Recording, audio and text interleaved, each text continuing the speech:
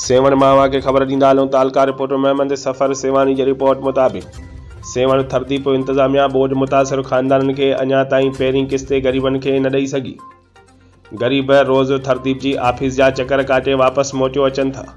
ग़रीब माण्हुनि खे रोज़ाना थरदीप इंतज़ामिया जा ऑफिसर रुॻो आसरा ॾेई रहिया आहिनि, जॾहिं त केतिरो वक़्तु गुज़रण खां पोइ बि सेवण तालके जे ग़रीब आवाम खे नवां घर तइमीर कराइण या घरनि जी मरमत कराइण जा पैसा न मिली सघिया। थरदीप इंतज़ामिया सेवण तरफ़ां घरनि जी मरमत जा पैसा जारी करण बदिरां सेवण तालके जे ग़रीब आवाम खे रुलाइण लॻा आहिनि, जॾहिं त ज़िलई इंतज़ामिया जाम शरो ख़ामोश तमाशाई बणियल आहे। बरसाति ऐं ॿोॾि जे मुतासिरीन सेवण तालके जो अवाम सख़्तु परेशान। ग़रीबनि खे घरनि जी तइमीर वारो प्रोजेक्ट जेको गवर्नमेंट तरफ़ां थरदीप जे NGOs खे ॾिनो वियो हो, उहा थरदीप NGOs ग़रीब पेपच माण्हुनि जो कमु करण में नाकाम नज़र अची रही आहे। उन जे लाइ सेवण तालके जे अवाम हुकूमत सिंध खां घुर थी करे त थरदीप NGOs खां इहो प्रोजेक्ट वापसि करे कंहिं सुठी साख रखंदड़ NGOs खे ॾिनो वञे त जीअं सेवण तालके जे अवाम जो ही जाइज़ मसइलो हल थी सघे।